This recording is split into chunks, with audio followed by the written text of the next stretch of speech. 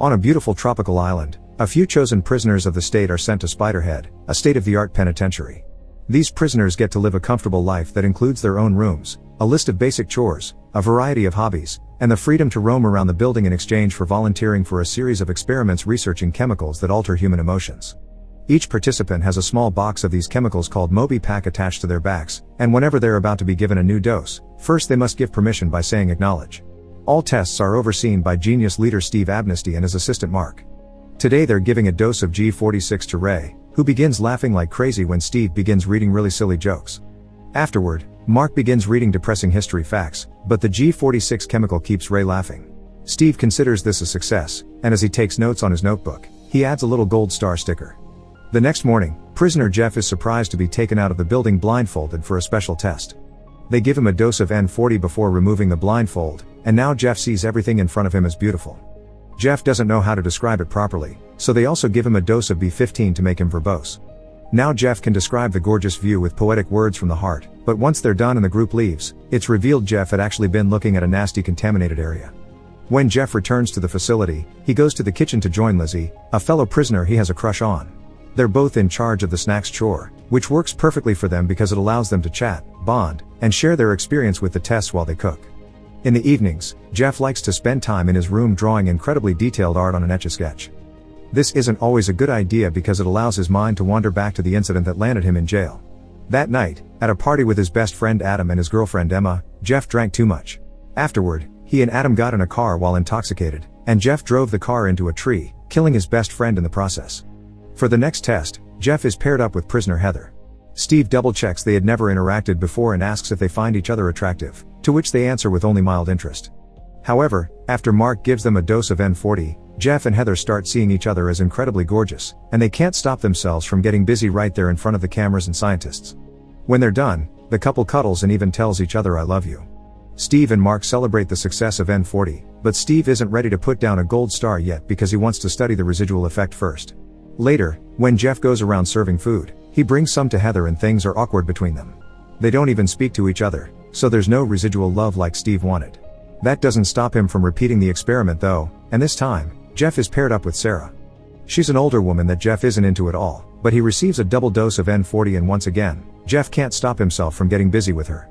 Later, while Mark refills the bottles in Jeff's Moby Pack, he asks him to be careful while he gets busy with the girls because the little box is delicate, so even the slightest bump could break it and cause them to lose control.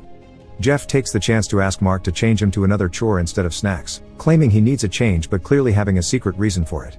The following day, Jeff is surprised to join Steve and Mark at the scientist's desk for the next experiment. There are 2 rooms today. In one, there's Dave, who keeps eating humongous amounts of food, only stopping to throw up. In the other room, Jeff finds Heather and Sarah. The test is simple. Steve wants Jeff to choose one and give her a dose of darkened phlox, which Steve classifies as an agitator that leaves no permanent damage. Jeff feels uncomfortable with this decision and refuses to choose, but he clarifies that if he had to, it would be a random choice.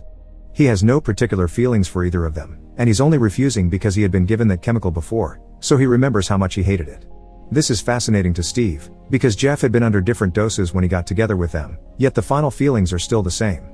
Sometime later, Lizzie approaches Jeff to try to ask about his decision to change chores. However, their conversation is interrupted by the guards, who remind Jeff that today is his free day. Jeff is allowed to leave the facility for a walk and to call Emma, but as usual, he's sent directly to voicemail. He leaves a message apologizing and saying that he misses her, like he always does, but this time, Jeff also tells her about Lizzie. For the next experiment, Jeff is paired up with Rogan, a huge burly man with an aggressive attitude.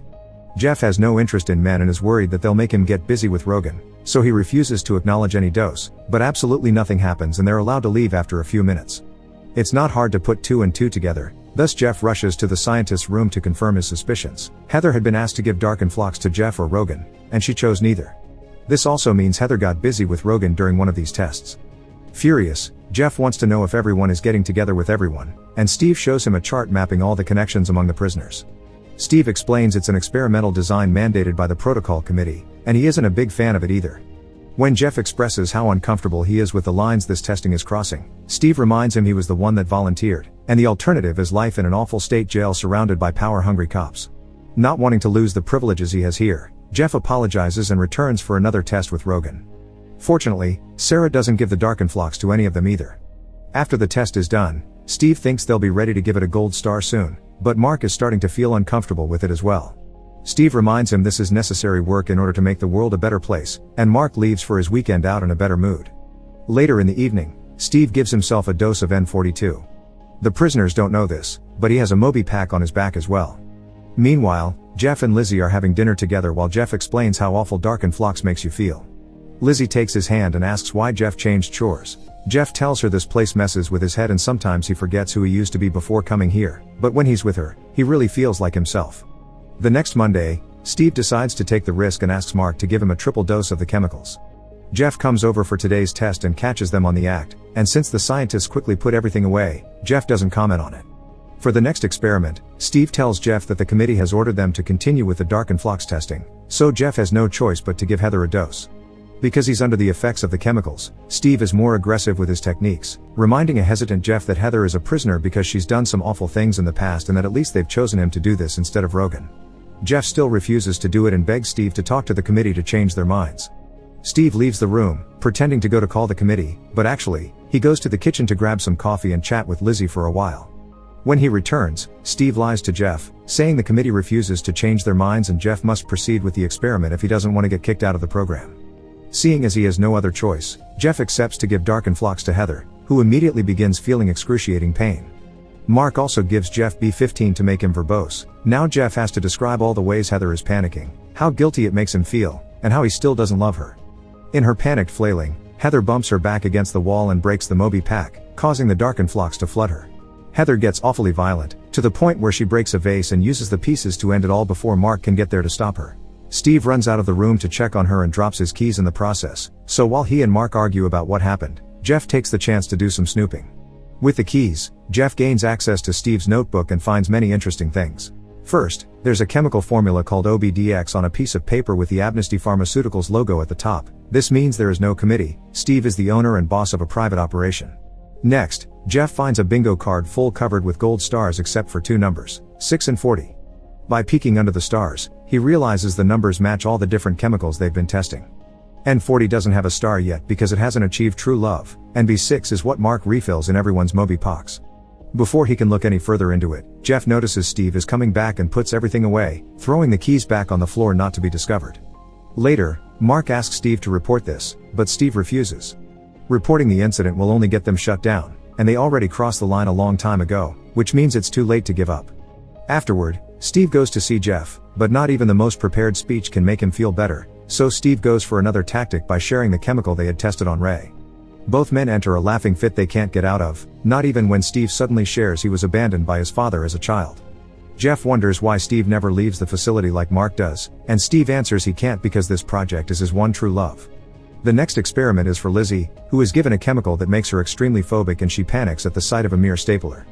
Afterward, she shares her trauma and shame with Jeff. He understands that shame, and confesses that's the real reason he asked to change chores. Lizzie doesn't understand why they keep saying yes just for a few luxuries, so Jeff explains he thinks he deserves it and tells her the whole story of the incident. That night many months ago, Jeff's drunk driving not only killed Adam, it killed Emma as well. Since then, he's been consumed by guilt. Lizzie comforts Jeff and the pair finally kisses. Later, Jeff finds them having a snack together in the kitchen and a plan begins forming in his head. When he looks at the security footage and sees Jeff has been sketching Lizzie, Steve confirms he's on the right track and goes to bed after dosing himself with N40 again.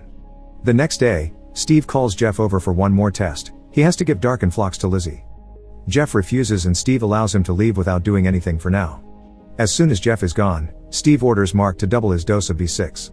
However, when Mark arrives at the room, Jeff confronts him with the truth. He knows there's no committee and B6 isn't a placebo. Whatever it is, that's the only chemical Steve truly cares about. Mark explains he wanted to work with a real genius and he had been promised to change the world, but he started to get regrets now too. Jeff notices this and together they make a plan before Mark leaves for the weekend. The following Monday, it's only Steve and Jeff in the testing room because Mark's sick at home. Jeff is given the control to dose Lizzie with darkened flocks, but he still refuses to do it, which makes Steve furious.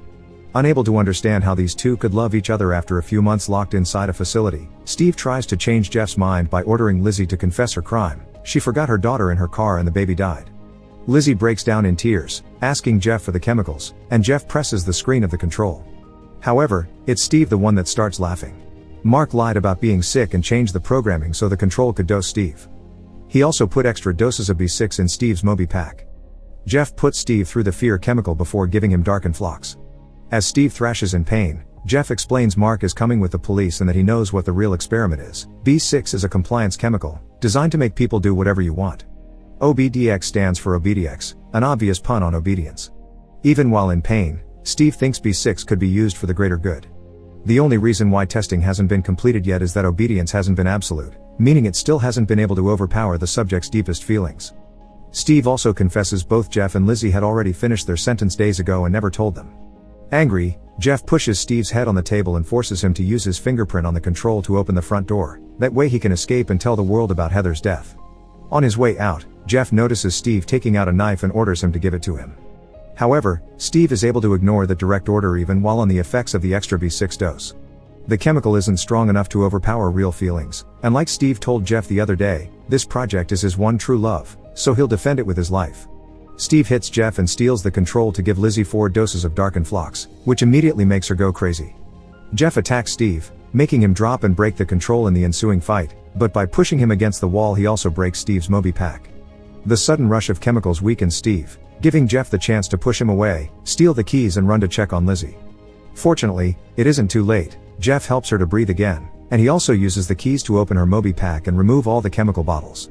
Lizzie apologizes for not confessing her crime before, but Jeff tells her not to worry because he still loves her. The duo gets ready to escape the facility, so Steve makes an announcement. If the other prisoners don't want to lose their privileges, they must stop Jeff and Lizzie. Steve also sees on the security cameras that the police are approaching the building, so he grabs as many vials of the chemicals as he can and leaves as well. On their way out, Jeff and Lizzie use teamwork to fight off Sarah and Ray. Dave tries to stop them too, but Lizzie easily avoids a confrontation by giving him the keys to the pantry. The rest of the prisoners are also coming after them as a herd, but the duo runs faster and manages to reach the final hallway, locking the door behind them and leaving the herd on the other side. By the time they make it outside, Steve is already leaving on his private plane, so they grab a motorboat and leave as well. Mark is with the cops in their boats and watches Steve fly away, but thankfully, he doesn't have anything to worry about. The N40 has taken over Steve's mind, so he can only see a gorgeous sight ahead of him instead of a mountain, causing him to crash the plane against it. Jeff and Lizzie also see the explosion and laugh at the irony as Jeff reaches the most logical conclusion. There's no chemical for self-forgiveness, it's something humans must achieve by themselves. Make sure to subscribe and turn on notifications so you can watch more videos like this. Thanks for watching.